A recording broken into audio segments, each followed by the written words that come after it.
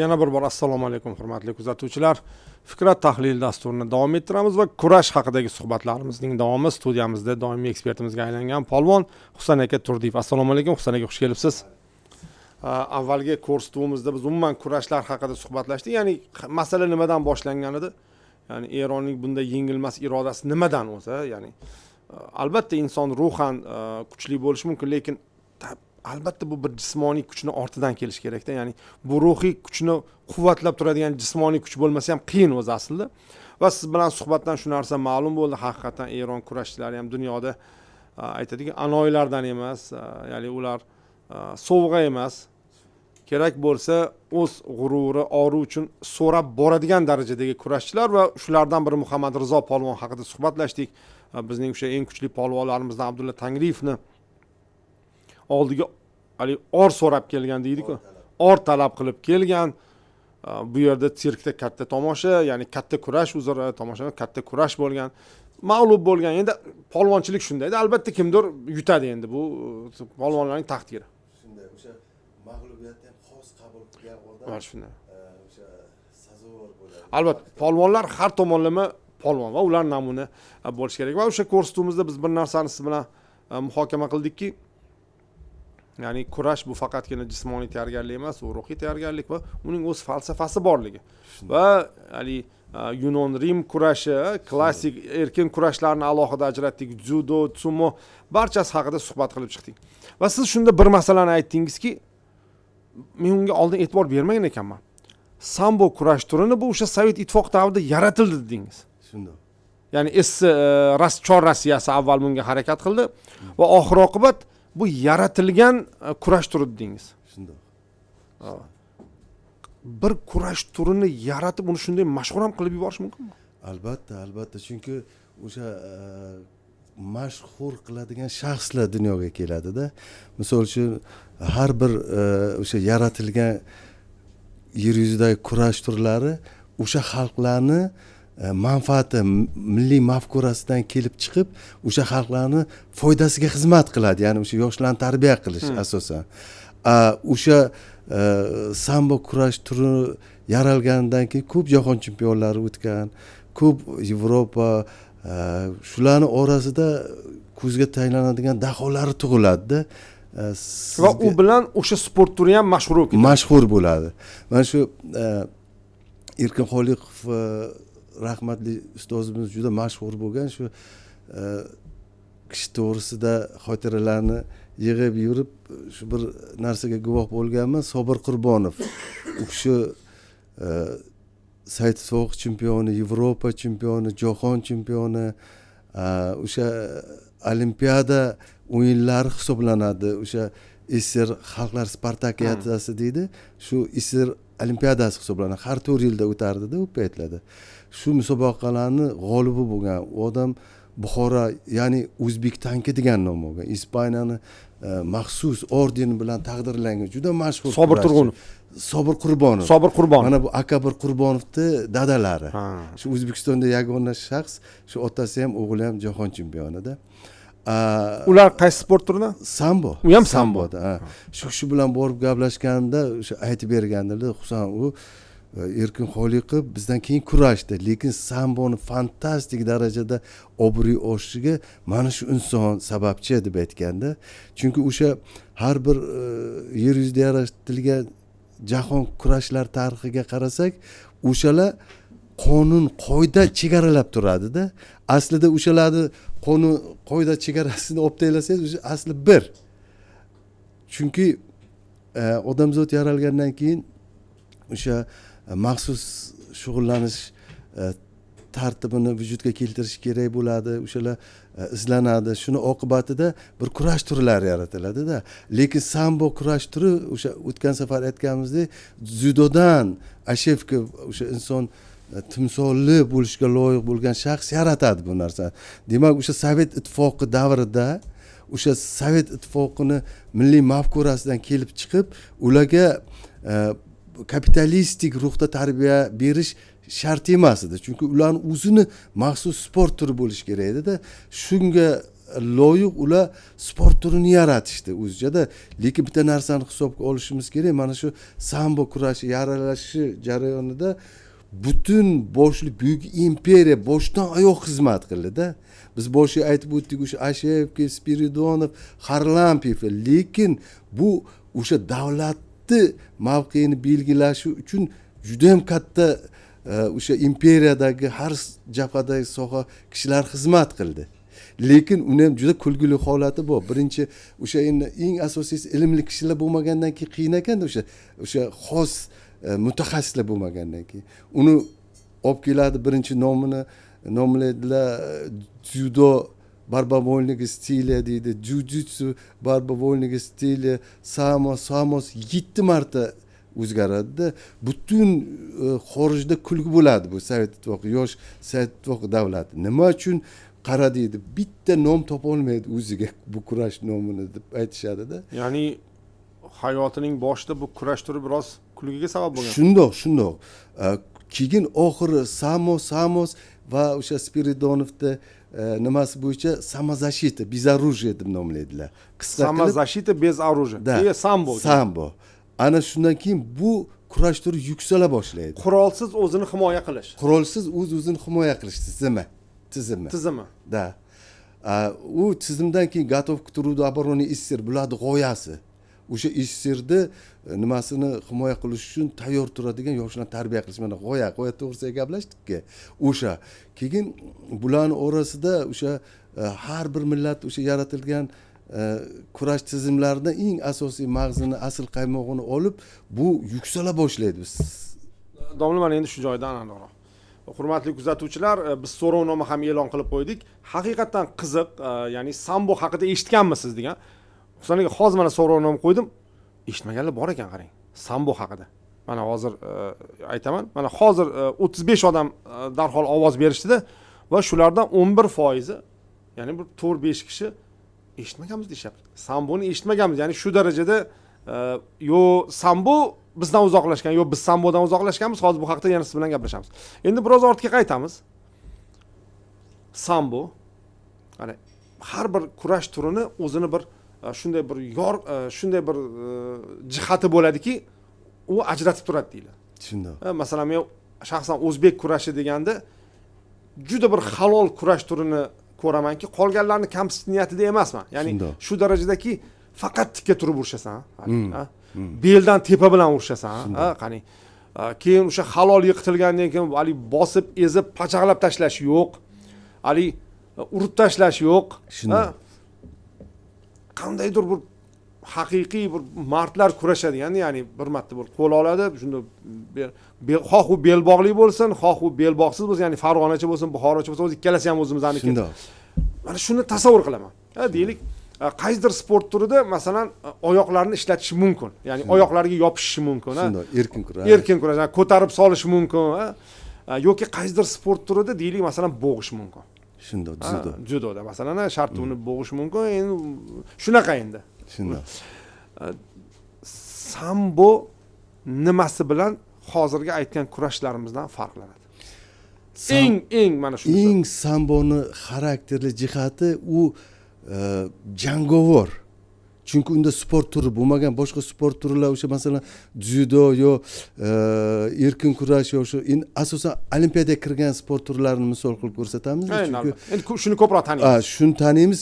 O'sha qudratli davlat, o'sha demak o'sha tarbiyaviy jihati bor. Shuning uchun olimpiadaga kiritilganda butun bashariyat mulkiga aylangan. Sambochi? Samboda jangovarlik o'ta kuchli. Jangovarlik nima? Harbiylar uchun yaratilgan, u oyoqdan ham, qo'ldan ham bo'g'ish ham, qo'l oyoq og'rish usullari ham borda. O'sha raqibni o'sha qurolsizlantirish, qurolsiz o'sha raqibni nima deydi? Husan aka, bolevoylar judoda ham bor-ku. Bolevoy bor, lekin bunda jostki bor. O'sha judoni shu darajaga olib kelib ular takomillashtirdi, zahvat ushlaydi, ya'ni рабочий zahvat deydi, ishchi qo'llar deydi. Ularni 5 sekund ushlab turish mumkin, ortiq ushlay olmaysiz. Judoda kuch bilan ishlaydi, u kuchga tayanadi. Samboda kuchga tayanadi-da, shuni dakancha ushlab o'sha 1 minut ham ushlab turishingiz mumkin. Tortib olib o'sha og'riq usullarini bajarish mumkinda. Shu Erkin Xoliqov shunaqa bo'lgan. U Erkin Xoliqovning zo'rligi misol uchun aytib o'tdik-ku, Rishod Sabiyev, Abdulla Tangriyev yoki bo'lmasa Namura bu Suzuki ularni Yaponlarning juda ham ko'p. Ularda o'sha merosxo'rlari, daholari juda ham ko'p. Lekin samboda o'sha Erkin Xoliqovni o'sha tan olingan jihati o'sha kuch bilan ushlab turadi raqibni.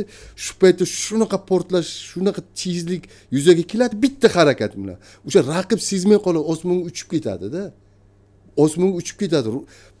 Bir Rossiyada sport yig'inlarida trenerlar tortishib qoladi-da, qaysi sport turi zo'r. Sambo zo'rmi, klassik yoki volni barbami, dzyudomi, qaysi sport turi, hamma birga yig'ilib qolgan. Ular orasida ular orasida o'sha bir chechen Adlan Varayev deydi, 3 marta jahon chempioni, u olimpiada chempioni hisob. Uni ham zasyudet qilganlar, только derski bo'lgani shu kaverda sal harakatiga unga raqiblarga bergan. Endi u paytlarda bilasizku, o'sha Amerika qarshi bo'lgan doim. Shunda keyin bular kurashga taklif qilishadi. "Это детский борьба" deydi. Samboni. Biza kurashamanman deydi-da. U такой jasur yigit bo'ladi. Keyin birinchi o'sha hozir Shimoliy Osetiyada Guram Churtkoyev degan kishi bor. U 82 dan 90 dan kurashadi. U birinchi raqamli sambochi hisoblanadi. Lekin o'sha yagona kishi o'sha Shimoliy Osetiya ham erkin kurashda, ham dzyudoda, ham samboda jahon chempioni. Bizada o'sha Shimoliy Osetiyaning maktabi o'sha umumiy Kavkaz juda dahshat darajada rivojlangan. Hozir uni ham kelisida aytib beraman. Xullas kalom o'shani Adlan Varayev ustidan g'alaba qozonadi-da. Keyin davay deydi, Puska erkin o'zbekni qo'yinglar, uni klishkasi o'zbek bo'ladi, o'zbekni chaqiringlar boqqa deydi. O'zlari aytib beribdi, buni 4 marta jahon chempioni, Belarusdan birinchi jahon chempioni Magomed Ramazanov, armeniyalik 4 marta 5 marta jahon chempioni Gurgen Tutqalyan aytib beribdi, Ya Prinsip aytib berdi, keyin Sverdlovdan Sergey Varabyov hammasi aytib beribdi. Sergey Varabyov aytadi, "Men nimadaman" deydi, "Zborga kelganman" deydi, "Hali hech kim tanimayman" deydi. Shu kurash bo'libdi deydi, bir kishi deydi shunaqa uradi pat-patda deydi. Pat-pat degani ikki oyoqni orasidagi oyog'ini qo'yadi-da, shu daraja siltab ko'taradi, shu jarayonda raqib osmonga uchib ketadi-da. O'sha amplituda shunaqa moshina bo'lib uchib ketadi. U hatto yaqasini ushlashga ulgurmadi deydi. Oxir 1 2 shu 3-marta uradi deydi. Patolog tishib yuborgan edi oyog'i deydi. Keyin deydi nakat qilib deydi, raz cho'zaq pay kuton takoy g'ildilar volniga yerga yotib aylantiraverasiz-ku. Kim bu cho'za barbad deydi, o'zi nima qilib qoldi deydi. Nershit qilib deydi. Keyin chechilay mart bo'ladi-da, keyin kelib, "O'xti, молодец, meni bunchalik darajada hech kim nima g'alaba qilmagan olsa meni ustimdan o'ynatib" deb gapiradi-da o'zi. Sambodami yo uni egasi? U o'zbek kurashida. O'zbek kurashida. O'zbek kurash. Buni aytib o'tdingiz-ku, o'sha tikkalik olishadi. O'sha samboni, o'sha Sabor Qurbonov aytgan samboni o'sha oliy darajada, afsonaviy darajada osmonga chiqardi degani u haq gapida-da. O'sha yillari Said ittifoqi eng baland nuqtaga ko'tarilgan davrlarda Erkin Xoliqov barcha jarnomalarda o'zbek usullarini berardi-da. O'sha o'zbek usullari bilan ya'ni o'zbek kurash usullari bilan kurashlar, o'sha agar imkoniyat bo'lsa o'sha nimani bersalar, men reklama ham qo'ydim. O'sha 60-yillardan 90-yillargacha bo'lgan o'sha Saidfoq tugaguncha Erkin Xoliqovga o'sha jarnomalarga berilganda, keyin oldin o'sha reklama qilingan bo'lsa, balki o'sha sportchini yoki har qanday sport turini umumiy ko'rinishi, masalan, osmonni yelkadan oshirtaylik yo beldan oshirtaylik. Lekin buni shaxsan o'zini bayroqlari chiqdi-da, shaxsan medallari chiqdi-da. Sizni uzr bo'lyapman, chunki savollar juda ham ko'payib ketyapti. Hop, dzyudoda ham shu ishlarni qilish mumkin-mi? U uchun master bo'lish kerak, o'zbek bo'lish kerak. Bu qismi alohida gaplashamiz. Men hozir sambo bilan dzyudoni bir-biridan ajratib olmoqchiman-da. Endi albatta hozir muxlislar aytishi mumkin, nima ajrata olmaysizmi, kiyimida ham, priyomlarida ham va yo, tushundim. Lekin nega dzyudo qolmadi demoqchiman. Ya'ni sambo yaratilishiga sabab nega kerak edi? Masalan, judo mashhur. Yo'qda, ikkalasi bilasizmi, sambo 1882-yil yaratilgan bo'lsa, bu уже 20-yillarda judo yaratilgan bo'lsa, sambo bu 20-yillarda, 24-yil Sovet ittifoqini yaralash bilan birga yaraldi-da. Chunki iloji yo'q edi. O'sha sovet mafkurasini himoya qiladigan sport turi kerak. Ya'ni sovetlarning sportlarini. Lekin u yerga bizni milliy kurashni olib chiqa olmasdi, unda o'zbeklarga bo'ysunishga to'g'ri kelib qolardi. Shundoq. Yo'q, endi ular o'sha O'rta Osiyo davlatlarida undan zo'r kurash turini borligini tan olish, xohlaysiz o'z-o'zidan ularning g'oyasiga to'g'ri kelmas. O'zini shundoq. Mana endi sambo kurash turini olib chiqishdi va u Sovet ittifoqida tabiiy Sovet ittifoqi bir nimaga yopishsa qattiq yopishardi. Buni rivojlantirishga harakat qildi, targ'iboti va hokazo. Chunki umuman Sovet ittifoqiga karateni kirgizmaslik kerak degan bir g'oya bor edi.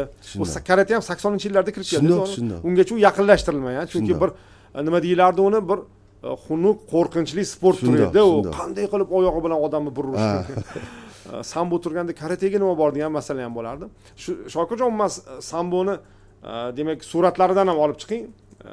Ya'ni o'zi formasi ham ajoyib, ya'ni shortik bilan kimono o'zi juda ham ajoyib tushirilgan.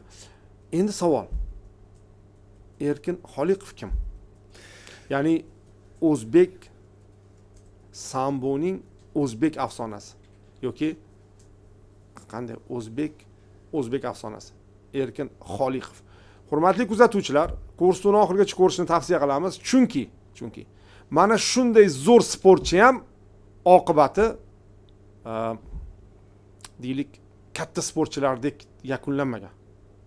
Ming afsus, bu o'zi aslida mana shunday kurslarning bir maqsadi borki, bizda sportchilar sportgacha, sport davrida va sportdan keyin doimiy qandaydir tizim bormi degan masala qo'yilyapti bu yerda. Chunki mana ko'pincha bilasiz, Husan aka sir emas, ommaviy axborot vositalarida ham ko'rib turamiz. Falonchi sportchilar mushlashib ketibdi, pichoqvozlik bo'lib ketibdi, hali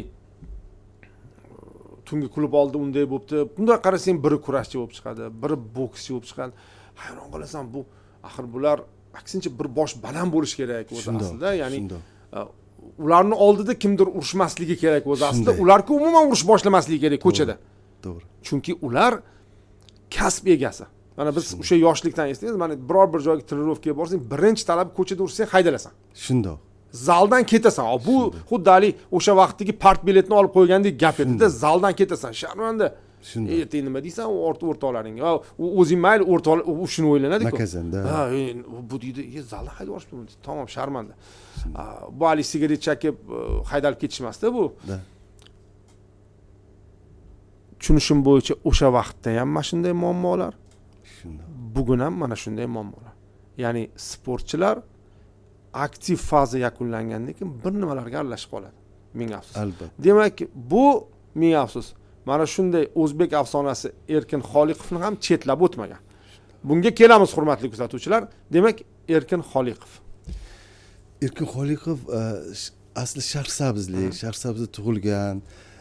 Men shu o'rinda o'sha Sharqsabz kurash maktabini yaralash tarixini aytib berishim kerak edi. O'sha jahonni kezib yurgan paytimda o'sha Erkin Xoliqovning orqasidan o'sha ustoziga haykal qo'yinglar bu odamni deyishganda, Rajabali Boboyorov degan kishi G'ilonda, bizani o'sha Meraki tepasida juda ajoyib avliyolarning yurti bor. U juda ham mashhur.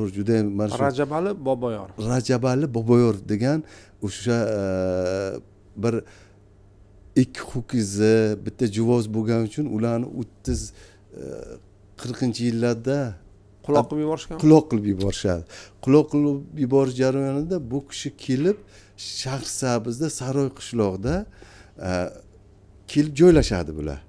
Nurbek, u G'aybulla aka bilan qarindosh emasmikinlar? Ya'ni G'aybulla akani ajdodlaridan emasmi? Balki hammasi bizda tarixchimiz bordi, bizni professor G'aybulla Boboyorov. Bilaman, u kishi bilan shuni bir ko'rishdik-ku, degan u kishi javob. Men aytaman, shularni bir urug'idan emasmikin deyman-da shu Boboyorov. Yo'q. Rajabali Boboyorov o'sha tojik millati mansub kishi. Endi u odam bu G'aybulla Boboyorov toza turk bu turk. U tojik bo'lishiga qaramay kelib o'sha yillar qahachilik yillari qiyinchilik bo'ladi. Bir Yakkabog'dan Toshim polvon Ibragimov degan kishi tog'asini uyiga ishlashga keladi. Endi o'sha paytlarda misol uchun yo'llar uzoqda tuyulgan bo'lishi mumkin-da, lekin turklarda bir odat bor-da, G'ayratxo'ja aka. O'sha yeridan ketish o'lim bilan barobar bo'lgan. U o'sha tog'asini kelib ish izlab kelib ishlay boshlaydi, lekin kurashchi bo'ladi u odamda. Kurashchi bo'ladi. Bu Rajabali Boboyev tonglari kelib kechqurun, endi asosan ishdan keyin shug'ullanadi-da. Bu kelib tomosha qiladi. O'shanga iltimos o'rgatib, yordam qilib, keyin bu yigit Rajabali Boboyevga o'rgata boshlaydi. Rajabali Boboyev ishlaydi, shunaqa zo'r kurashardi deydi.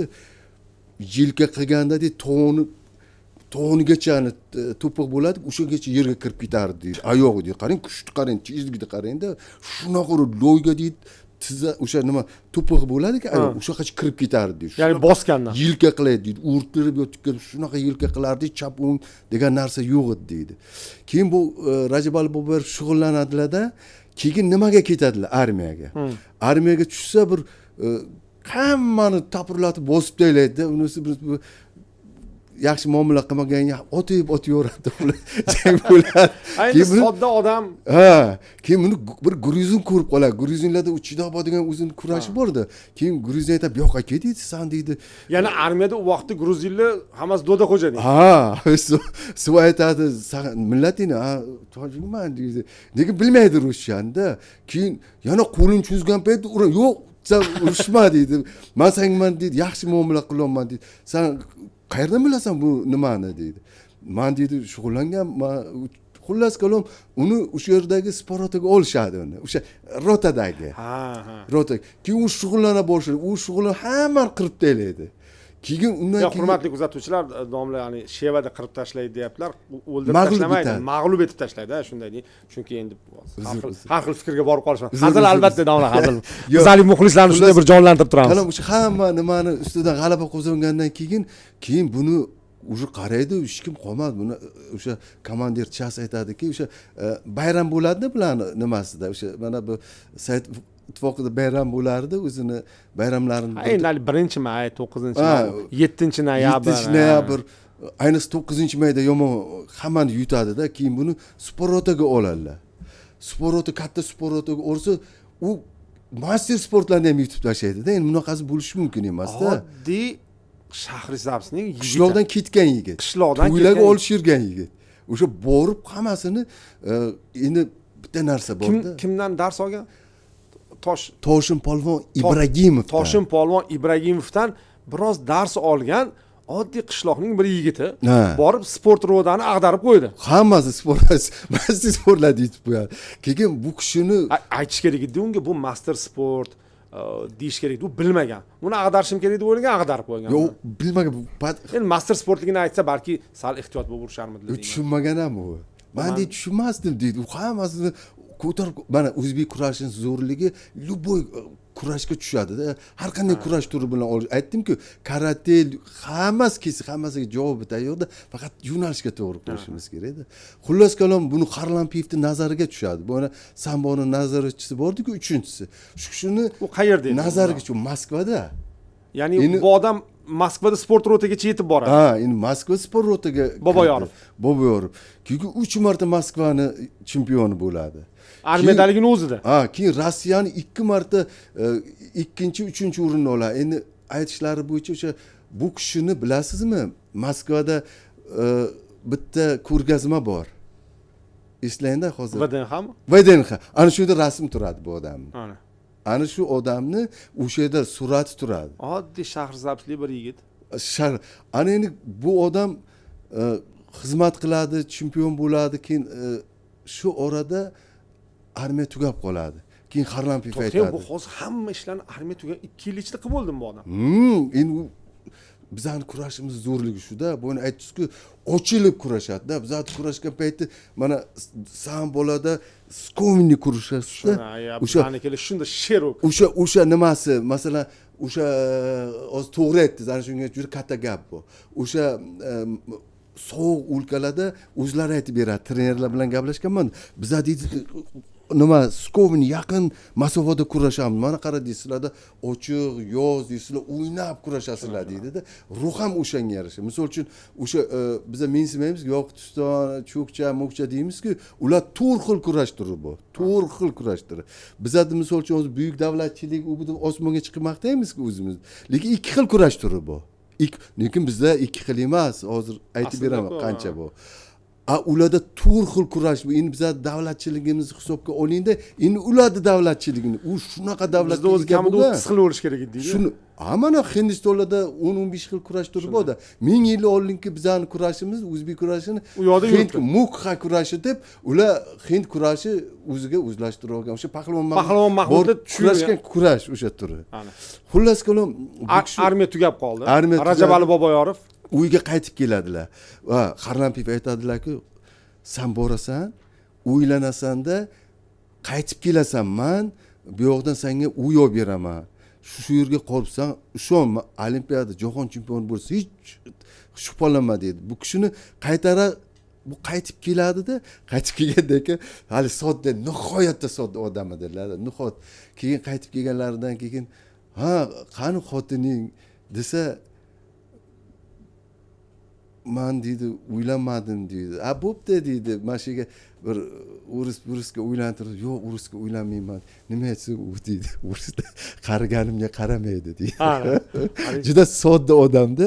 O'sha vaqtda shunaqa deb gapirilganda, o'sha miyasiga o'rnashib qolgan qayerda. Balki keyin iloji yo'q bu odamga yangi o'sha musobaqalarni boshlab turgan payt dadalar o'lib qoladi-da, u xat keladi. Ukalari bo'ladi, ukalarini armiyaga chaqiradi. Armiyaga chaqirish sababi endi bu kishi oilada ona bilan singil qoladi-da. Endi oilada u tojikmi, turkmi, u Turon o'lkalarida erkak kishi, xo'jayin. So'ng ketadi, so'ng aytadi Harlampiyev, qara deydi. Nima bo'lgan taqdirda ham deydi, sen bu kurashni hech kim bilmaydi deydi. Sen borgunda deydi, o'sha yerga kurash maktabini ochgin deydi. Sendan zo'r hali sen daho kurashchilar chiqarasan deydi-da. Keyin o'sha bu yoqqa keladi, bu yoqqa kelganlaridan keyin o'sha Toshin polvon bilan endi bizda xalqni pahlavonlarimizni ko'tarish jarayoni asosan to'y kurashlarda tramplin vazifasini o'taydi-da. Ana shu paytlarda Toshin polvonni hech bir esdan chiqmaydigan nimasi bor-da, mana or degan narsa. Toshin polvon uylanadi-da, xullas kalom demak qaytadi. Or degan narsa bor-da, mana bizda nimamizda or, o'sha sterjin deydi-da, o'sha ushlab turadigan mafkarani, ushlab ildizni ushlab turadigan or degan narsa bor-da. Shu Toshin polvonni bir qishloqdoshi, qarang, Toshin polvon u Shahrisabzdanmi? Shahrisabzlik Toshin polvon Ibragimov deydi. Labzi halol, juda ham zo'r odam. Chunki men hozir tasavvur qilyapman-da, Toshin, ya'ni Rajab Ali Boboyorov nima natijalarni ko'rsatib keldi. Shu odamga, shunga o'rgatgan odam qanaqa bo'lishi mumkin deb tasavvur qilyapman. Shundoq bu 2 oy bo'lgan uylangani qishloqdoshi bir yutqizib keladi, mag'lub bo'lgandan keyin 2 oy bo'lgan uylangan kuyov Rajab Alini ergashtiradi, jangga chiqadi. Shu bilan 3 oy bilan to bahor kelguncha kurashadi. Bu shunaqa qonunda ketaverasiz, orqadan or talab qilib zanjir uzilmaguncha ketaverasiz. Har to'yda kurash tashkil qilinaveradi. Kecha kunduz kurash bo'ladi. Men bu bizada o'sha turkiy qavmlarda o'sha qish kelishi bilan, o'sha sovet davrida ham qish kelishi bilan to'y, kurash, uloq, o'sha bahodirlar hunari pikka chiqqanda o'shalar shug'ullangan to bahor kelish jarayonigacha. Keyin qishda to'ylar to'xtaydi deb o'ylayman. Yo'q, qishga to'ylar to'xtamagan. Qaytanga qishda jonlanadi. Bizda ham doim qishda chursilloq qishda kurash bo'lardi. Halima keyin to'g'risini aytganda, ani bahordan keyin bu yog'i ekin-tekinda. O'sha sovet davrida doim nima bo'lgan-ki. Xullas kalom Rajab Ali Boboyorov, Rajab Ali-ku ismini u mashhur bo'lib ketdi, hamma taniydi. Lekin hech kim ko'rmagan u odam. U kishi ham olishadilar-da, bir to'yga borib, kim bu bola desa, bir lo'lilardan dedi-da. Toshin polvon. Toshin polvondan so'rasa, qani Rajab Alini olib kelmadingmi? Yo'q dedi. Bu endi davraning uch chetiga borib turadi-da. Shu bolani chiqaringlar deydi. Shu bola chiqsa, xullas kalom 17 tasini ketma-ket uradida toblab. Keyin bu lo'li deb e'lon qilinganki, o'zbeklar ertalabgacha yig'ilib chiqadi. Bir lo'li o'zbekni shuncha charxda qiladi. Bu kurashni ori yomon, ori juda og'ir. Ana shunaqa qilib Rajabali Boboyorov armiyadan qaytib kelib, bu kishi kurash maktabini ochadi, sambo maktabini. Birinchi bir narsani esda qolsin, o'sha sambo kurashi bo'lmagan. Birinchi o'sha sambo kurashi judo barbavolnigi stilida erkin kurashdan boshlangan. Erkin kurashdan boshlanib, sekin-sekin o'sha 40-yillarga kelib, ularda o'sha kiyim, Avlik keyin tasdiqlanganmi? Keyin bo'lmagan, chunki yo'qda endi bitta imperiya revolyutsiya qilib oyoqqa turishni boshladi, yo'q lekinda. O'sha 20-30-yillar orasida ashevkovlar kiyim qilgan. Har xil kiyim, qora, oq, lekin sekin-sekin nima takomillashib borgan. Hatto ularni barsovka deymizki, oyoqqa kiyadigan shippaga ham bo'lmagan. O'sha Ashevkov Chor Rossiyasida keyin Shuroliga kontrrazvedkada ishlaydi. Xitoyga borgan paytda Uyg'urlarni ko'radi, oyog'iga nima kiyib yuradi-da? Mahsi. Ana shu mahsini, samboni hozirgi barsovkasi o'shandan olingan. Samboning oyoq kiyimi o'zimizning mahsimi? Mahsi. Endi bizaga har doim zamok bo'lmagan, u paytlarda ham zamok bo'lmagan. Maxsus kengroq yoki yonboshroq qilib boylash oson bo'lgan. Chunki hozirgi samboni kurash gilami bo'lmaganda, hozir o'sha maxsus yumshoq mashalka deymiz-ku, yumshoq narsa bo'ladi-da, ustida gilam, kurash gilami, u Klyonka, ha. O'shani tashlaydi, oyoqlar sirpanmaydi-da. U paytlarda o'sha lattaga paxta tiqilgan, o'sha ko'rpachaga o'xshagan narsa taylangan, oyoq endi qayrilib sinishi mumkin, yig'ilib qoladi. Majbur bo'lgan bular o'sha takomillashtirish jarayonida bular o'sha mahsidan andaza olib barsovka yaratilgan. Endi barsovkani yaratganda endi u judon tayyor kiyimi bor. Ular kapitalist-ku Yaponiya. Undan olish mumkin emas. Mumkin emas. Endi o'zini g'oyasi, o'zini chunki yengilmas imperiyaligini isbotlash kerak bo'lganda. O'zini bitta kurash turi bo'lmasa nima bo'ldi? Mana bu hozir barsovka bu keyingi versiya, tushunishim mumkin. Bular o'zi keyingi takomillashib bu takomillashgan versiyasi. Hammasi endi chiroyli andaza qilib borib, bular ham yaqinda o'zgardi. Bular keyingi. Oddiygina charm shunaqa bo'lardi. Lekin o'sha paytda ham yo'q edi shular. U ham yo'q. 9 qism turardi endi. Biz oyoqqa kirashardik to'g'risida. Ko'ptovni o'rniga ali latta bog'lab o'rnilgan. Da. Xullas kalom Erkin Xoliqov shunda erkin kurashga boradi. Yo'q, to'xta. Rajabali Boboyorov bilan Erkin Xoliqov qayerda bog'lanyapti? Rajabali Boboyorovni oldiga endi kurash maktabini ochgandan keyin Shahrizabsda. Nima? Endi hozirga bilasizmi, zo'r bo'lgandan keyin ustozlar ham ko'payadi-da. Men ustozlarni nima qilmoqchi emasman. Birinchi erkin kurashga bora boshlagan Erkin Xoliqovda o'zi menga aytganda, rahmatli joylari jannatdan bo'lsin, biz oiladan 10 ta qizdan keyin tug'ilganimiz uchun qo'yishmagandi. Bizani juda asrashgan Hasan Husayn. Biz keyincha uni juda mashhur bo'lib ketdi-da bu odam. O'sha 1883 chempion bo'lgandan keyin siz balki ko'rib turganlar ham yolg'on deb o'ylaydi. Lekin Qashqadaryoning ko'chalari sportchilarga to'lib ketdi, ishonasizmi? Nechinchi yillar? Bu 83-yil chempion bo'lgan, 84, 85, 90-yilgacha mana shu ruhiy silsila portladi-da. Bizni Qashqadaryodan ko'rayotganlar bo'lsa bildirib qo'yishsin.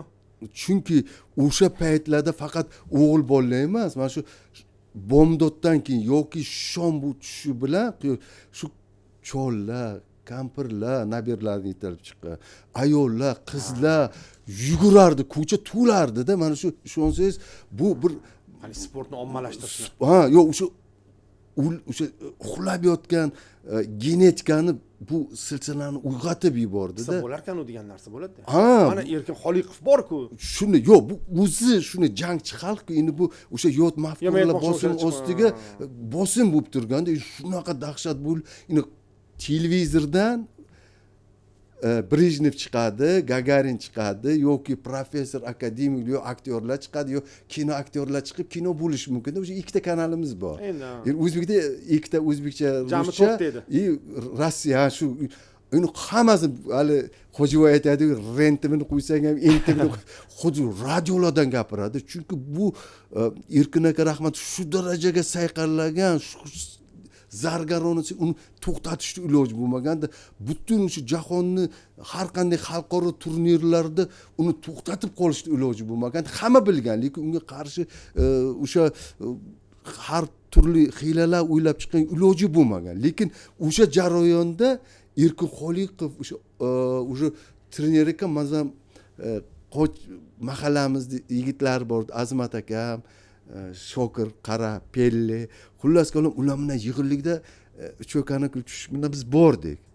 Borganimizdan keyin ularni Bahodir degan Shvartsendoshim bor, uni akalar bor gaplashdi, olib ketdi. U bolalarni ham oldi, hammasi ketdi. Menga otang qani dedi. Rajab aka. Men aytdim,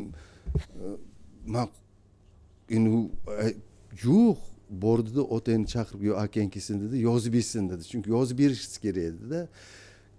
Iloji yo'q, bir chetga chiqib, jahlim tushib yig'lab kulib o'tirib. Nega? Ilojim qo'ymayapti-da endi. Yo, masalan, akangizlarnimi kimdir? Yo'qda, rahmatli otam qo'ymaydi bizani. Bizani shuni tarbiya qilishadi, xuddi bir nimada shu opalarim shu uxlaymiz, bizani juda urslar tarbiya qiladi-ku, hali bir bolalar shunaqa maktab. Ha, siz endi hali tilab olingan degan. Ha, tilab olgan. Endi yomon qatdash mahalladagi bolalar ham bizani ayashadi-da endi. Keyin shu darajada qattiq. Shuni keyin men bir amallab kira oldim nimaga. Sekin kira oldim. Shunaqa ishlayapti bolalar.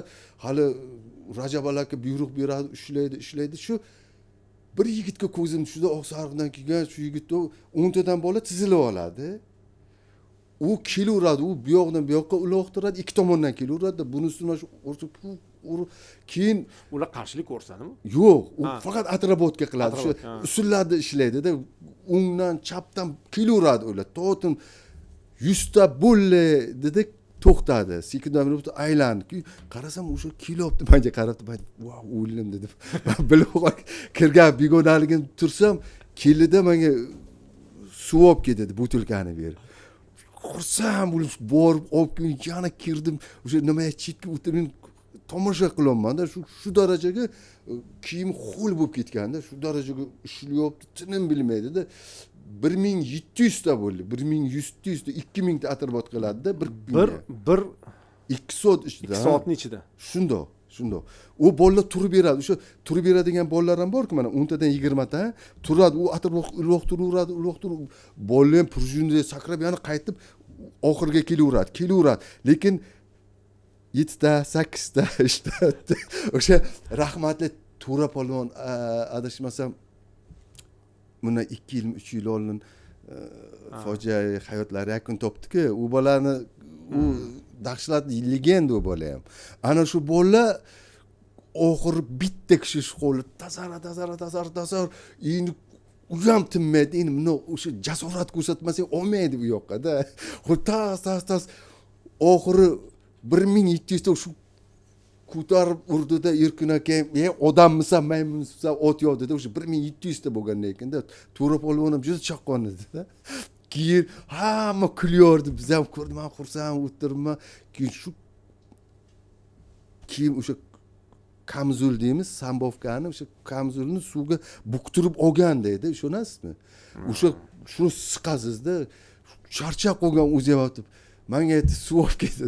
Borib xullas bir 6-7 marta suv olib kelib berdim.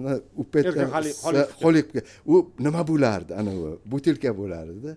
Biz uni Toshkent suvdir. Toshkent suv, mineralsiz shu. Xullas kalom Erkin aka bo'li hamma kulli narsa bo'li, keyin hammaga Rajab Ali Boboyorov sekundamer bosib, endi OFPga, ya'ni jismoniy tarbiyaga hamma tosh bilan kanatga o'sha chiqib tushish kerak. Keyin Erkinga aytdi, chiqolmaydi endi bola, kuchsiz, nima, Erkin dedi. Bularga qanday bo'lishini ko'rsatib qo'y dedi. Demak, bu 1700 ta odamni hozir ag'anatib kelgan odamga aytdi. Ha, 1700 ta shu usul ishlagan odamda u qiyin narsa, kelib qarshilik ko'rsataveradi-da. Keyin patnisni o'ldirishdi-da. patnisga 2 stakan suv quydi. Hali stakanda bilasizmi, stakan juda nima strogiy murabbiy edi Rajab Ali Boboyorov. O'sha stakanda patnisga quydirib, oyog'ini tikka qildida 3 marta chiqib tushdida ipga. Qanotgan. Ha, shu 90 gradusda. Ha, shuni qo'ydida, oyog'ini ustiga o'sha patnisni qo'yib, shuncha ishlagan odam, qarang. Ungacha men kelgangacha ham yana qancha bajargan bo'lishi mumkin-da. Keyin oyog'ini qo'yib, to'kmasdan shuni chiqib tushdida, hammamiz qasasharyapti. Biz men 5-sinfga o'qiyman-da. Bilsam ki u yerga Xoliqov ekanda. So'ng men olimga kelib o'tirdi. So'ng menga aytdi, "Nima kelding?" Men aytdim, "Kurashga keldim" dedim. Keyin 5-sinf. "Oting nima?" dedi. Men aytdim, "Husan" dedim. "Hasaning ham bormi?" dedi. "Ha, Hasanim ham bor" dedim. "Hasaning bilan keldi-da, Hasan Husan bizdan chempionlar chiqsa zo'r bo'ladi" dedi. Men aytdim, "Kelmaydi" dedim. "Nimaga?" Men aytdim, "Qochib keldim" dedim. Nimaga? Otam qo'ymaydi bizda shu. So'ng dedi, 10 ta qizmi deb kuldi u. Sizda kuldida, keyin ularda ham 5 ta qiz ekanda. 5 ta qizdan keyin Erkin aka bo'lganda. Keyin san keldi. So'ng xursand bo'lib ularda mana shug'ullanishga bora boshladi. Keyin Erkin aka bir 3 oylar ham o'tmadi-da, u Toshkentga keldida, bu yoqqa уже O'rta Osiyo xalqlari orasidan Ko'hnakesh qoplon deb yozilgan-ku. Shunday. Asli bu Ko'hnakesh qoploni o'sha kishiga berilgan taxallus. Uni xalq beradi-da. O'sha O'rta Osiyo xalqlari orasidan 2 karra jahon chempionligini qo'lga kiritgan. Yana bitta narsaga e'tibor berishimiz kerak. Mana jahon chempionatlari bo'ladi, jahon chempionatlarida kurashamiz. Men o'zim ham kurashganman. Men bir kishini yiqitishim misol uchun juda qiyin kechganda, masalan, bir to'ydami yo bir musobaqalarda ham juda qiynalganman. Shu Sayfiddin Xodiyev jahon chempionatida o'sha Mongoliyalik 38 sekundga, bu endi katta ko'rsatkichda, 30 soniyada hali o'sha yamni yutib tashlaganlarda sof. O'sha demak 12 ball olish uchun 3 ta brasok yo bo'lmasa 2 ball olish 8 ta brasok qilgan bo'lishlari mumkin-da, yoki 6 ta. Chirpiray qilib tashlabdi. 6 ta, 3 ta yoki 6 ta chirpiray qilib taylagan. Ana bu to'g'ri ta'rif berdi-da. Chunki endi 38 soniyada boshqa nima qilish mumkin? Dahshat. Faqatgina chirpiray qilsangina ball olasan. Boshqa hech kimga nasib qilmagan buni. O'sha Sovet davrida bo'ladigan narsa-da. Keyin Erkin Xoliqovni bu Sayfiddin Xodiyev ustozimiz ko'radilar-da, bu kishini olib qoladilar. O'sha xalqaro katta maydonga chiqishlariga ana endi bu Sayfiddin Xodiyev sababchi bo'ladi-da. Mana endi ketdi. Bu uni o'sha birinchi marta o'sha olimpiada deb aytdik-ku, o'sha xalqlar Spartakiyadasi. Ana shunga boradi-da, Erkin Xoliqov hali hech kim tanimaydi, birinchi qurada 2 karra jahon chempion nima bilan Aleksandr qo'y 2 marta jahon chempioni Nikolay degan o'sha jahon chempioni, hozir qarang ismini chiqib, juda mashhur kurash.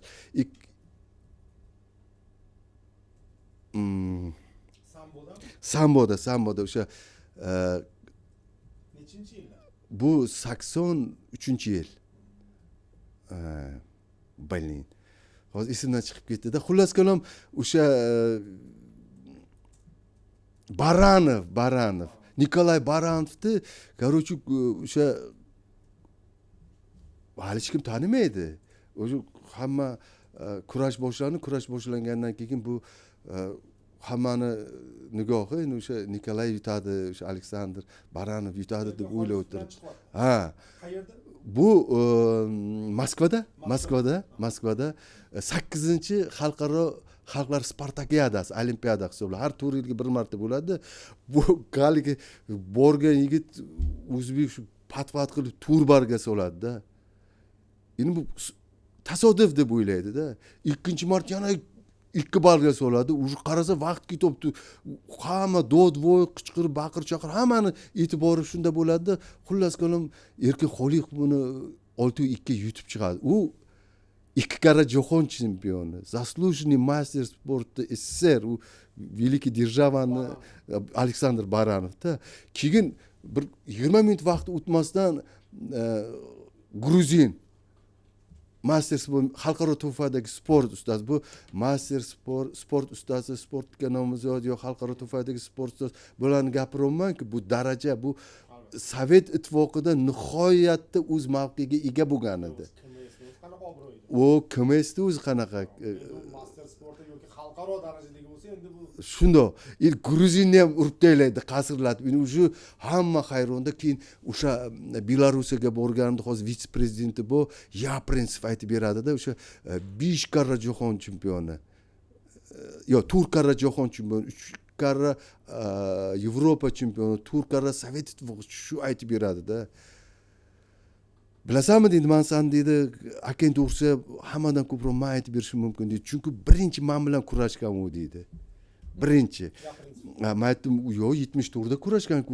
yo'q dedi u birinchi 68 ga kurashgan deydi chunki man deydi o'sha nimaga birinchi kurashdik deydi chiqdik man chempionman deydi uni hech kim tanimaydi deydi bir mahal chiqdik deydi ketdi deydi ana urtabar otib yordi ha ana bir baloq udержание bo'lsa olaman deydi urishar chiqib ketadi deydi shunaqa gipki bola deydi uni deydi hali deydi suyagi yo'q deb o'ylaysan suyagi u endi qarang bu birinchi kurukka birinchi davraga chiqdim deydi уже ikkinchi davradan kelyapti deydi man deydi birinchi shunaqa qiynaldim deydi 8-9 bir baloq qilib deydi yutib chiqdim man tishlab bir baloq qilib yutib chiqib o'lim menga unga yutqizish deydi keyin deydi o'sha bo'ynaki dog'istonlik Magomed Ramazanov hey san bir lattaga o'xshab olishding bitta hech kimga bo'lmaganga yutqiz послушай Ramazan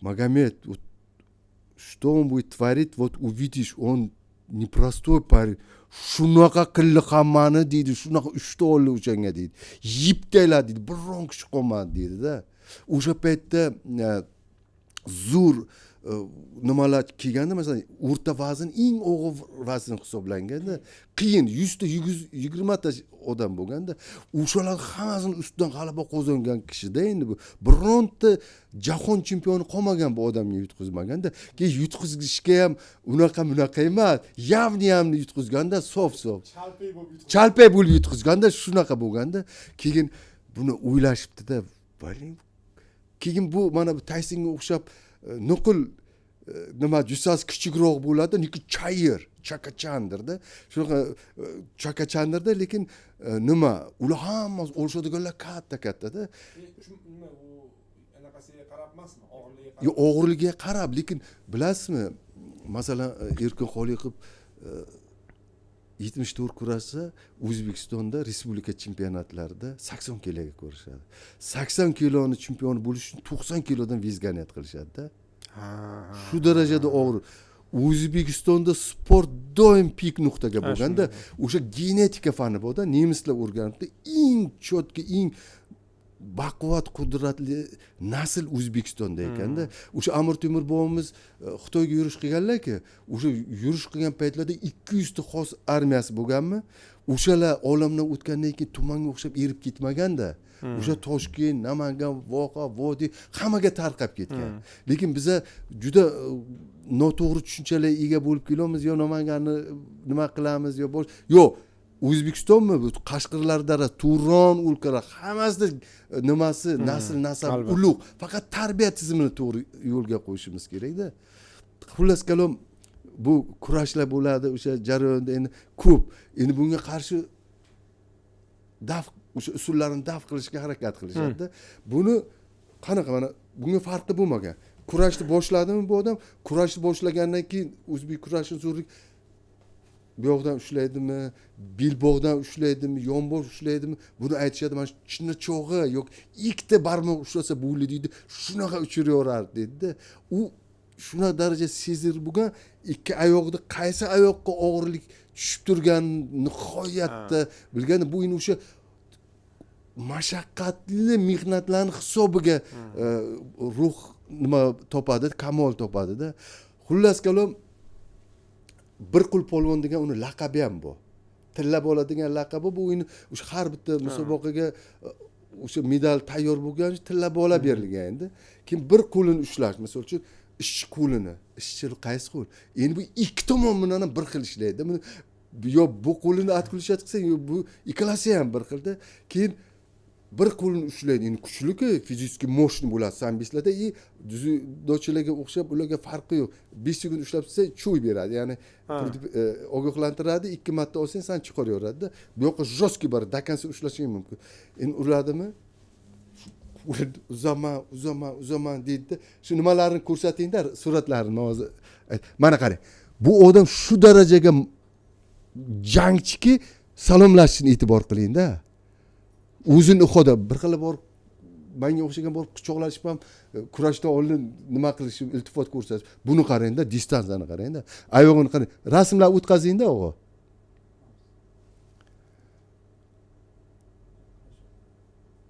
o'tkazavering mana bu bilan skomini olishadi o'tkazavering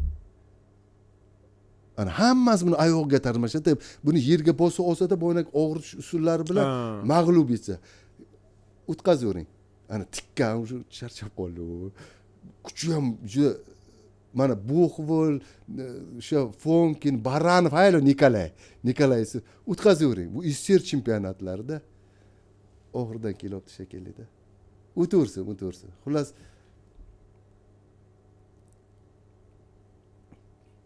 mana bu eng oxirgi kurashgan kurashchisi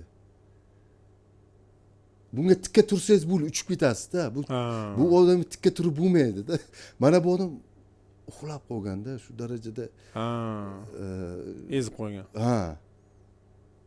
o'tkazaveringda suratlarni ko'rsatamizda ana bunga qarshi ishlayman deydi lekin iloji yo'q uni o'sha usullari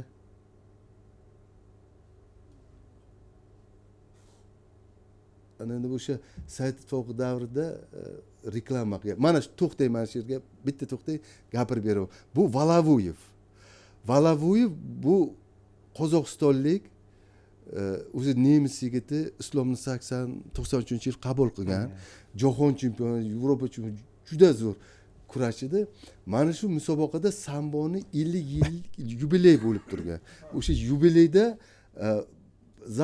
final bu finalda Fonkin bilan kurashadi hozir uni biroz so'g'ini ko'rsatamiz o'sha hamma aytadi buni hamma biladi qo'rqadida bundan bu Moskvadan qo'ng'iroq qildim bu aytdi dadi ничего тут такого нет приезжай dedi man dedi даже uxlab qolganman dedi akang zo'r edi keyin martda chaqirdi keldim Uralskiyga bordim 40 gradusli sovuqga kutolli soat 3da chiqib so'ng gapirib berdi bu butun dunyoda o'sha jarrohmonlarga berilgan so'ra buni ichkarida urama deydi bizada chil deydida kurashyapmiz deydi hamma ayr usulini biladiki bu qilishini shunaqa sezib bo'lgan Erkin aka ushlayman deganda ayr usulini qilaman deb bitta ichiga urgan dang to'xtab qolganda shunday o'sha aytadi viz olimpiada sport majmuasi Leningradda o'sha Putin ham bo'lgan o'sha prezident o'zi ham bo'lgan o'sha dang tushdi deydi hamma deydi to'xtab qoldi shunaqa deydi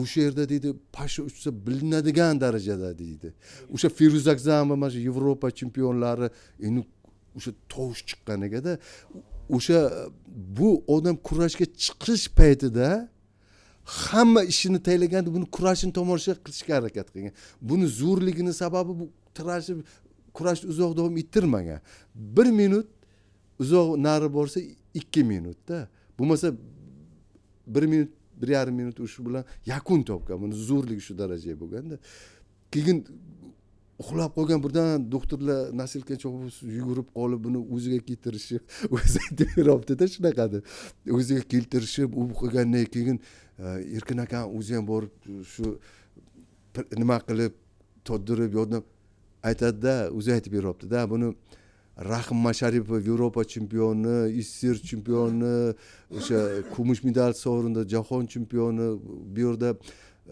Bomurod Fayziyev 3 marta jahon chempioni toshkentlik o'sha Feruz Akzamov o'sha ko'rganlar butun nimalar aytib beryaptida Feruz aka aytib beradida Erkin aka buni qiling deb bir-biriga bayat qiladik aytmoqchi bo'lsam deydi dang 1-2 dang urdi deydi zal to'xtab qoldi Husan ishonasanmi deydi pasha nimalar nachilka yugurib bir balo qilib turdi Erkin bor o'sha 5000 odam sig'adi deydi katta yubileyniy nimada 5-10 minut turib deydi hamma qarsak chaladi. Shunasam deydi shunaqa buyuk edi bu deydi. Buni orqasidan deydi hamma deydi u paytlarda kamera yo'q, fotoapparatlar yo'q, hamma orqasidan chopib syomka qilishga harakat qilardi deydi. Yo bo'lmasa siz o'tkazingda o'sha nimalari bor. Nihoyatda zo'r o'sha reklama svetnoy nimalariga qarasangiz ham bo'ladi. Mana shu to'xtang ana shu. Mana qarang. Oyog'ini Bir qo'l polvon degan sababi o'sha bitta qo'lini olganda, bir qo'lini bermaydi. Bitta qo'li bilan o'sha erkinni bir qo'lini bog'lab qo'ysang ham bajaradi. Bitta qo'li bilan bajarayotgan usul. Yana o'tkazingda. Bu Yevropa chempionati. Mana buni qarangda. Mana soatlab buni buyuk musavvir degan laqabi ham bu. Bu kurashni samboni san'at darajasiga yetkazganda, mana shu o'zbek milliy kurashini buyuk vakili qarang, endi qarangda, qo'li ikkita kurashchini ham, qo'li oyog'i ham osmonga chiqib ketgan. U qo'l yerga tiralib turibdi-ku, u raqibini qo'li, buni qo'li emas. Uni o'sha usulni bajarish uchun endi o'zi tasavvur qanaqa tezlik, qanaqa kuch kerak-da. Misol uchun ko'tarib solish uchun albatta. Ha, u masalan ikki kishi bir-biri bilan kurash uchun shunday kelib kurashadiki, shu yaqasini ushlashda o'zi joni chiqib ketadi. Shu darajada. Lekin buni qarangda, mahoratni qarang, shunaqa endi bu o'sha kim shu suratni olgan bo'lsa, o'shanga ham ta'sirnoda. Bunaqasi kamdan kam. Shundoq. O'tkazing shogird yana. Ana qarang, mana shunday mana. Buni kurash shunday mana. Mana shunday boradi, tikka egilmaydi, tankka o'xshab, sherga o'xshab bosib boradi. O'tkazavering o'g'il. Qarang mana, pastechka qoqma berdi. Bu ham o'z milliy kurashiniki. Qarang, ana ketdi. Bu nima qilmaydi-da. Ko'targandan keyin imkon yo'q. Yo'q, oyog'i zo'rda, oyog'i moshli bitta uradi, uchib ketadi-da. Ayo. Hozir yana Nurbek bizda vaqt tugadi deyaptilar, lekin yana bir 10 daqiqa olamiz endi. Azbekdan aytmoqchiman. Yo, keyingisida boshqa ko'rsa, Abdulla Tangriyev haqida ko'rsa o'rishimiz kerak. Yo, hali 10 daqiqa Nurbek shuni Azbekdan iltimoslaring. Aha. Qani davom etamiz. Shokirjon? O'sha medallari, jarnomalarni ko'rsatinglar.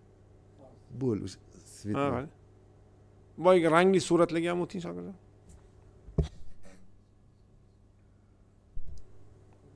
Mana o'sha Sovet ittifoqi davrida mana shuni ayri usuli yaponlar o'rganganda, mana biz millat sifatida bir-birimizni hurmat qilmaymiz, tarixni o'rganmaymiz. Yaponlar bizdan zo'r joyi yo'q. Faqat mehnat qilishga, ilm o'rganish kerak. Mana bu SSR davrida bayroq hisoblanardi, esingizda-ya?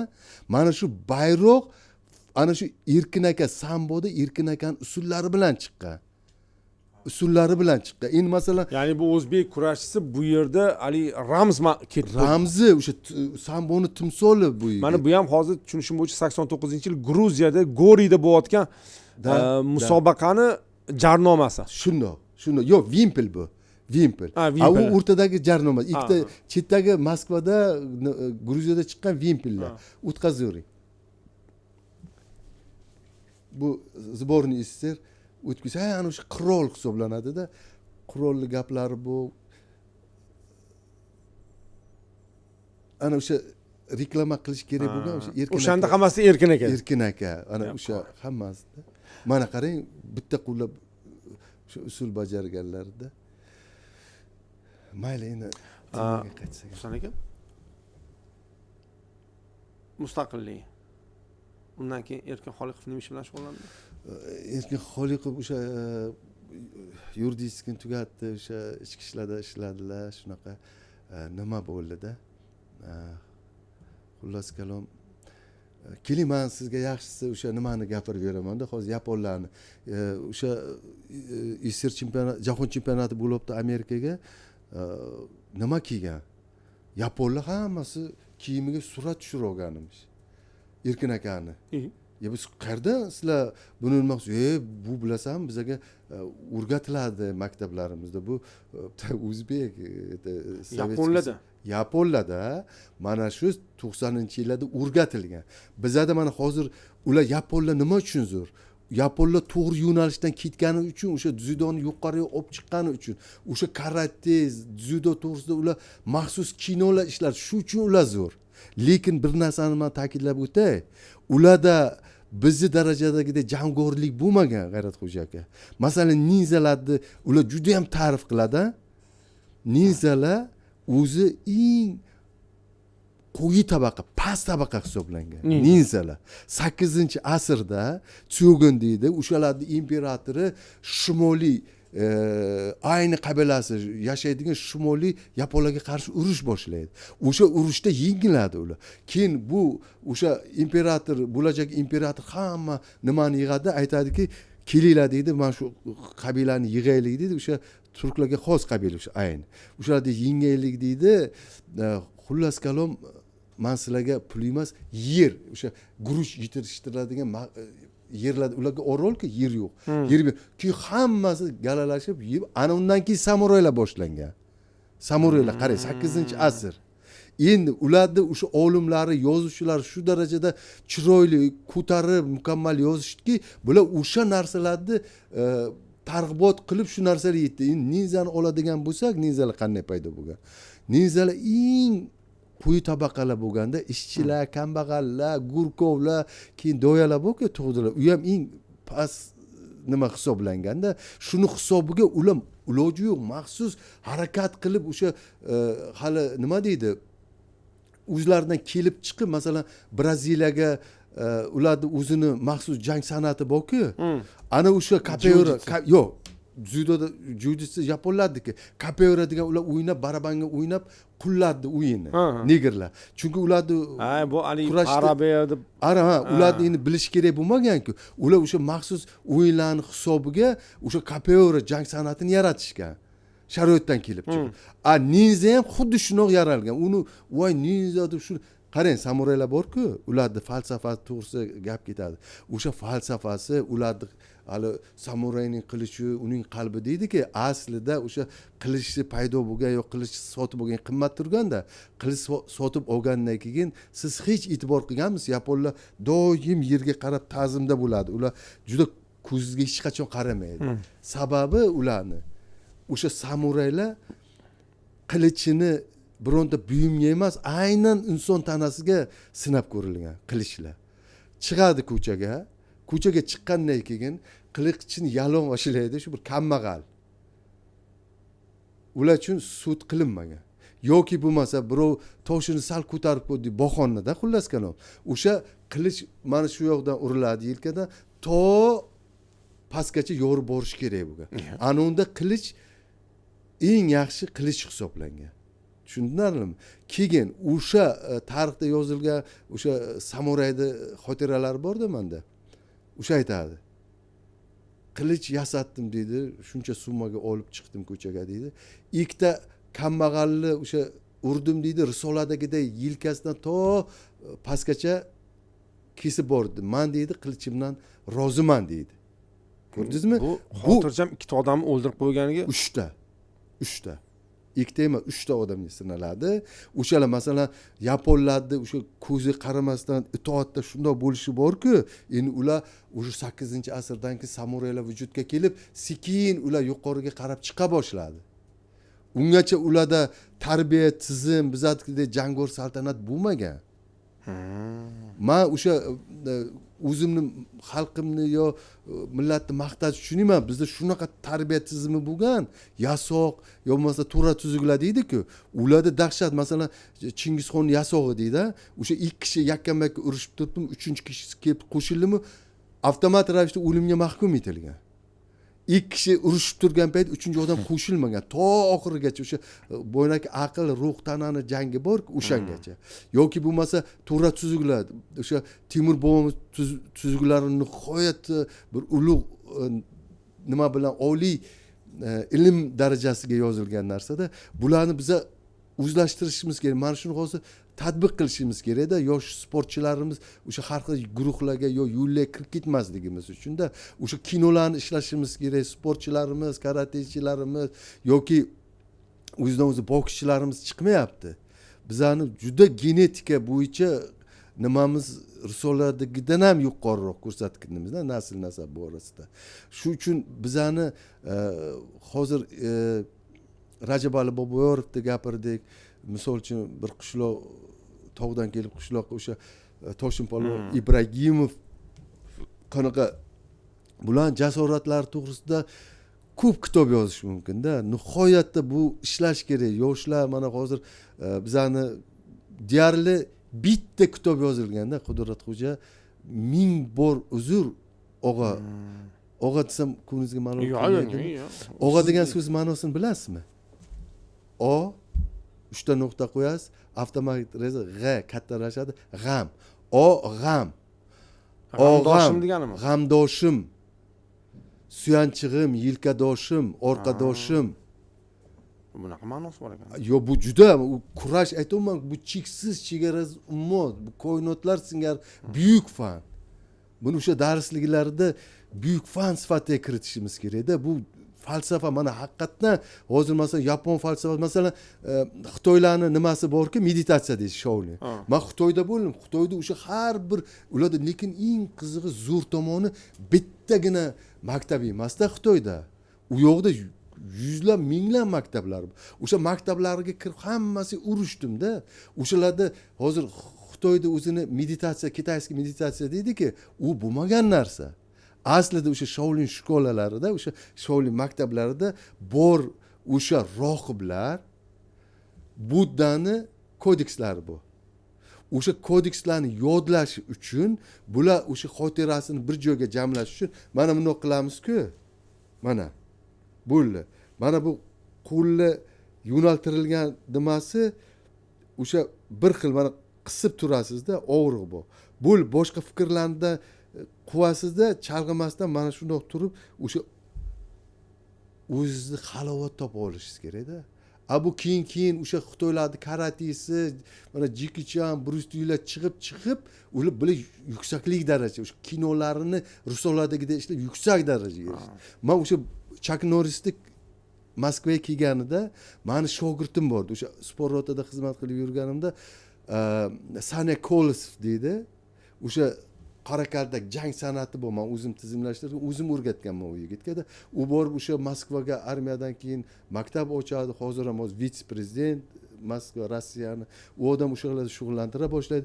O'shani shogird Vadim Ukrainov Chuck Norris'ni shogirdi Richard Hell bilan 92-yil Moskvada urushdi kickboks bo'yicha.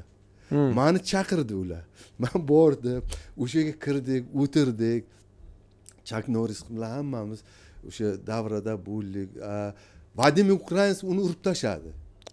Urib tashladi. O'sha amerikalikni urib tashladi. Faqat bir noto'g'ri ish qildi, o'sha ruslarda baribir anaqa borda, hali tartibsizlik deydimi yoki o'sha tizimga o'sha jarayonga bo'ysunmay bir ketishmi o'zidan bir-ikki marta kerak to'xta degandan keyin ham yo itarib, siltab, yiqitib, u qilib tashladi-da. U kickboks bo'yicha ketibdi-da. Ular qonun bo'yicha mumkin emas. Shunda uni bir ikkita ochkosini olib tayladida, u durang e'lon qildi. Ana. Durang e'lon qildi. Lekin Vadim Ukrainov zo'r edi. O'sha Sovet maktabi zo'r edi-da, o'sha samboni yetishib chiqqan. Xullas qilib o'shanda Chuck Norris gapirib berdi-da. Bruce Lee bilan bo'lgan voqealarni. U bitta men gapirib bergan, u butun nimaga gapirib.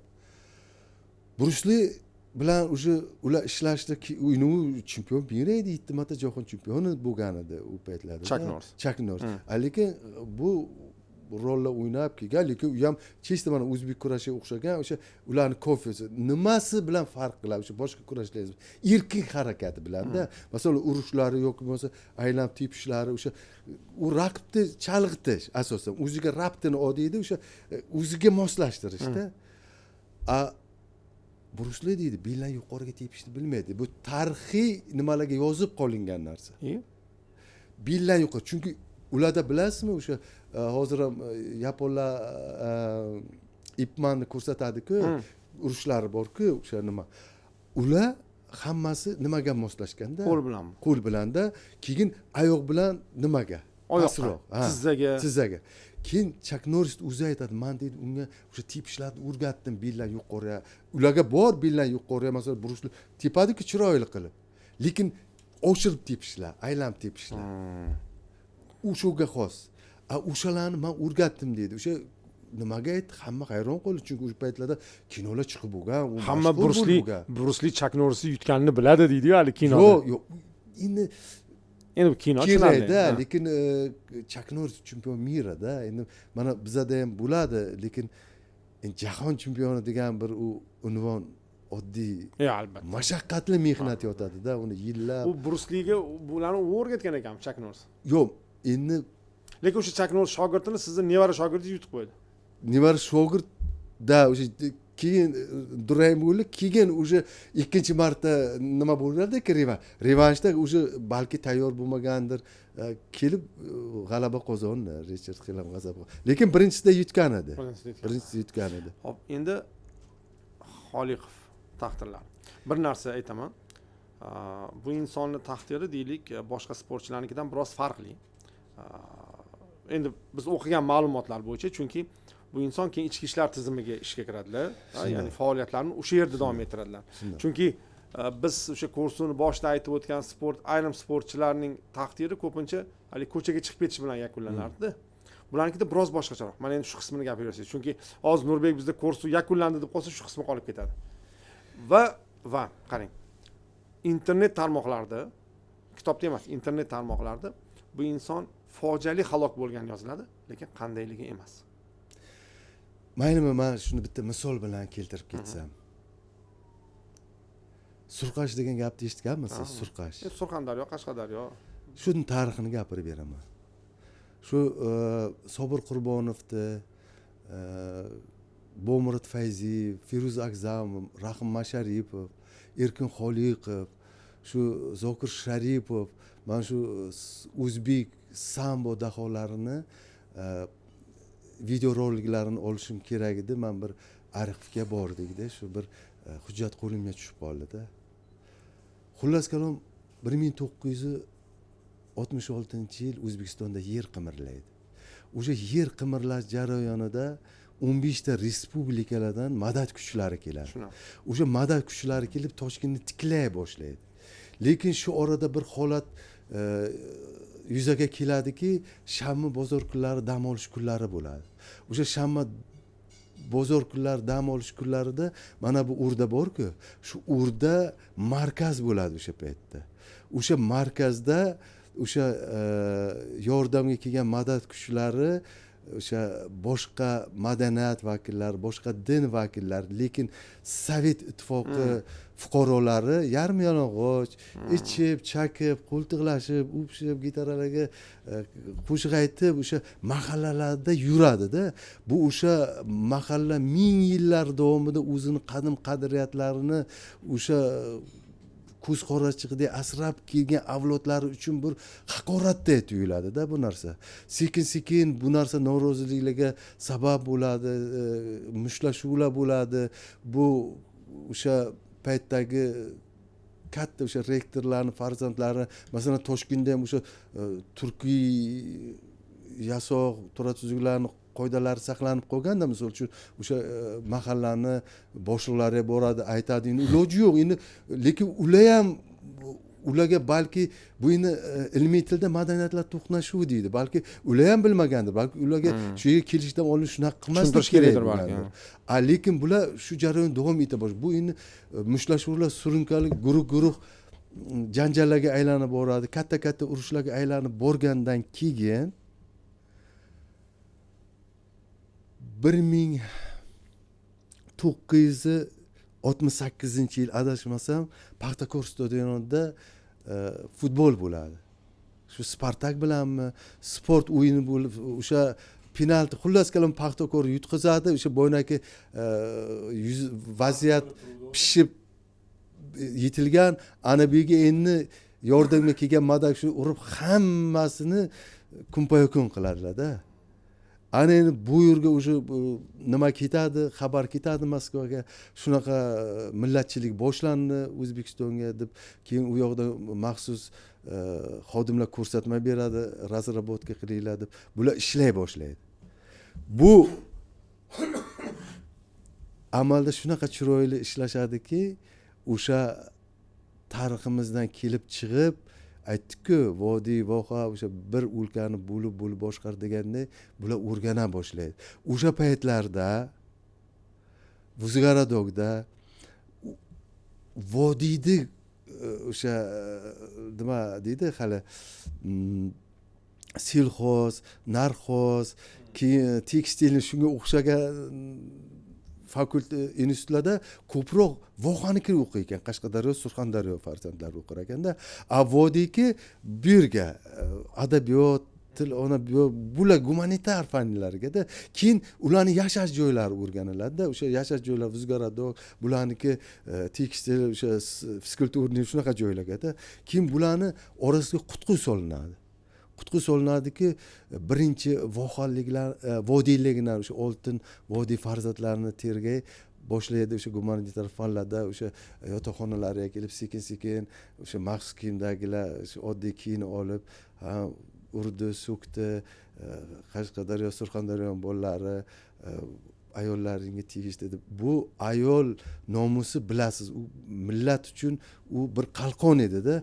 Shu bilan sekin-sekin uyushtirib borishadi-da. Xullas kalom maxsus tayyorlanib armaturalar kesiladi, kastetlar hamma kerakli kaltaklar tayyorlanib, bir kun soat 12 dan keyin birinchi o'sha tekstil institutlariga bostirib kirib, kim Qashqadaryo yo Surxondaryo urib sindirib oyoq qo'lini, hamma dod faryod, xullas kalom telefon qilinadi. Ancha vaqtdan keyin ichki ishlar yetib keladi. Ichki ishlar yetib kelgandan keyin bularni o'sha tinchlantiradi, sud boshlanadi. Haligi 15 sutkadan o'sha aybdorlarga, sardorlarga jazo beriladi. Qanchalar o'qishdan haydaladi. Endi oradan vaqt o'ta boshlaydi. Endi hali yemagan somsaga pul to'lagan kabi bo'lib, bu Surxondaryo, Qashqadaryo bola qasos alangasida yonib yuribdimi? Endi buladi qutqu maxsus kiyimda kelib, bularni boshlaydi-da. Bu ishlarni shunoq qilib, ya'ni vodiyga qayrashi. Vodiyga qayra boshlaydi-da. Qizlaring o'qilib. Endi bular qiziq qonku hali yurib. Ustiga undan oldin yana kaltakam yegan. Kaltakam yegan. Qarang, bu maxsus o'ylanganda. Chunki o'sha o'rganish jarayonida o'sha mentalitetlar, millatlarni yoki voqealarni tabiatini o'rganib chiqsangiz, o'sha islom madaniyati, mehnatkor, juda yaxshi xalqda vodiy. Bu yoq xohlaysizmi-yo'qmi, o'sha zo'ravonlik turmush tarzi saqlanib qolgan. Chorvador. Kurash, o'sha sahroiylar, ko'chmanchilar, baribir qo'pollik bor ozgina bo'lsa ham, o'sha qiziqqon. Ana endi bular o'sha qasos alangasida yonib yuribdimi? Ana endi bo'lan bir kun belgilab ularni hammasini jang-mujar sindirishadi-da. Ana shunoq qilib ularni nechtalari qamaladi, jazolanadi. Xuddi shunoq qilib bitta xalq ikki toifaga bo'linadi. Mana biri fan, biri surqash qilib. Fan va surqash. Men shuna xafa bo'lib ketaman. Surqash degan qo'shiqlar chiqdi. Bir surqashni boshlanishi juda yomon bo'lgan ekan. Yomon. Endi o'sha qarang, o'sha mana madaniyatlar to'qnashuvi. O'sha o'zi asli ildizi, o'sha bizlar o'sha loqayd bo'lmasligimiz kerak ekanda har bir narsaga-da. Yo, bu tasdiqlangan hujjatlarda hali buni masalan birinchi vodiyliklar kelib urgan bo'lsa, ikkinchi vohaliklar kelib urgan, uni uchinchi qismi ham bo'lishi mumkin. Shu nima jarayonlarga tayyor turib, mana bu aytdim-ku, o'tgan safar prezident bekorga kurashdi, sinfga darsliklar kiritinglar deb aytmadi. Bu odam aqlli, o'sha narsadan xabari bordi. Xullas kalom, mana shuni qilib bitta xalq ikkiga bo'linib ketdi yillar davomida. Xudoga shukr, mana mustaqil bo'lib. Qarang, o'sha biz endi yoshligimizda esing, o'sha mahalliychilik o'shandan ekan. Ana shu. Biz doim hayron bo'lardik-da. Qanday qilib bitta O'zbekiston bo'lsa-da, sen Toshkentlik, sen Jizzaxlik, sen Surqash degan qayerdan bo'ladi? Hayron bo'lardik. Xuddiki, ali viloyatlar bir devor bilan o'ralmagan bo'lsa deyman. Qanday qilib bu darajada bir-biriga bunday qayrab tashlab, mahalliychilik qilib tashalgan. Vot aynan shu. Lekin masalan bitta viloyatdan ustun qo'yib yo kam qo'yish kerak. Ular ham solishadi. Men u paytlarda dars berardim. Men universitetda dars berardim. O'sha sambo dzyudodan o'sha katta o'qituvchi edimda, lekin meni zalimda hamma Xorazm, Buxoro, Vodiy shunaqalar bordi. Hammasi bordi. Даже kurashlar bo'lgan vodiylik bir anjonlik Bizod degan bola yiqilsa, yugurib kelgan yotoqxonam tez boring bola borsam, hammasi biz yigitlar nima yiqdi. Xullas qayraldi-da. Lekin bu narsani yengadigan bizlarni masalan bizani o'zimiz tizimimiz bor. O'sha yana qayta aytaman-da, mana kurash. kurash fani bu ulug' fan. Surxondaryoda atterimizni musobaqasi o'qildi. Atterimizni musobaqasi o'tkazildi. Shunda bir toshkentlik yigit surxondaryolik yigit bilan kurashdi. Va yutib qo'ydi. Toshkentlik yigit ustun keldi. Xullas yutib qo'ydi. U qulli bu qulli. Xullas kalom endi shu poytaxtlik yigitni mag'lub etib shu toshkentlikka surxondaryolikka berish kerak-da. Lekin chunki Surxondaryoda bo'lyapti. Lekin Surxondaryoning xalqi shu darajada mard, hamma stadion turib o'sha hokimiyatlar kelib aralashdi, shundoq xalq o'rnidan turdi. Birdan o'tirdi o'sha hokimiyatdagilar hammasi o'sha toshkentlik pahlavonga g'alabani olib berishdi. Ya'ni nima deydi, bunaqa nohalol yo'l bilan bizga yo'q, kurash millatlar boshidagi og'ir musibatni yo'q qila oladigan boy bebaho hunarimizda. Keyingi ko'rsatuvda albatta biz bu haqda endi mana shu qismiga yetib keldik. Yo'q, men aytmoqchi bo'lganim bizni kurashni mana shu qismiga yetib keldik. Xudo xolisa ko'rsatuvning 3-qismida keng yoritamiz. Nega siz Erkin Xoliqovning taqdirini gapirgingiz kelmayapti? Erkin Xoliqov taqdiri, agar biza olmos tizim bor, o'sha ko'hna bahodirlarni mag'lub g'alaba haqidagi, mutlaq g'alaba haqidagi ta'limoti bor. U islomiy emas. O'zimizni buyuk ajdodlarimizni, yengilmas ajdodlarimizni bebaho meros, u bitta bizning millatga emas, butun bashariyatga bergan merosini yaratmas ekan biza. To'g'ri yo'lga qo'ymas ekan biza. Bizning sportchilarimiz hammasini shu qismat kutadi. Jumladan bizning ham. Jumladan o'zimni ham demoqchiman-da. Chunki yo'q, sababi bu jangorlikni o'zini qismati, o'zini badali bor. Chunki pahlavonlik u faqat yoqa bo'g'ishdan emas, bu juda serqor shaxslarning hunari. Albatta. Pahlavon Mahmud, Pahlavon Muhammad, Ahmad bo'lgan o'sha eslaymiz-ku, o'sha Hind podshohi yarim davlatimni, qizimni hammasaniki desa, yo'q, asrlarni olib ketishi. Asrlarni, ya'ni uni nimasini qarang, o'sha mayli deydi. Qanchasini berayotsa, shu sigir ana har bitta sportchining qo'liga hunari bo'lmasa, shunday. Yo'q, yana qarang, u pahlavon odam, ya'ni u yerda kerak bo'lsa matematikalardan yaxshiroq o'ylab, haligindan ip qilib, ya'ni teridan. Shundoq. Va dunyoni odamini qayta olib ketadi.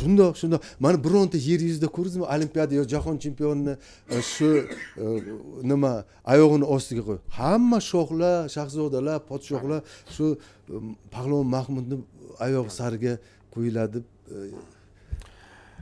Husan aka, sizga kattakon rahmat. Ajoyib suhbat.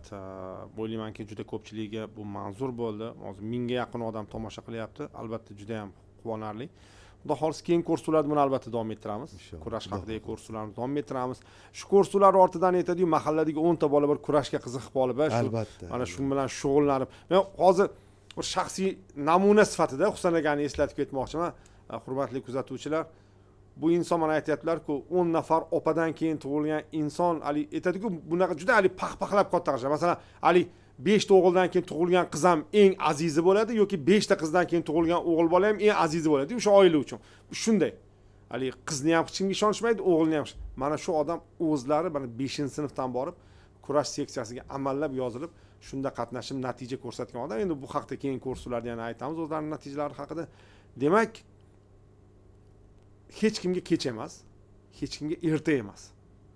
Kurash bu bizniki. Husan aka, sizga rahmat. Salomat bo'ling.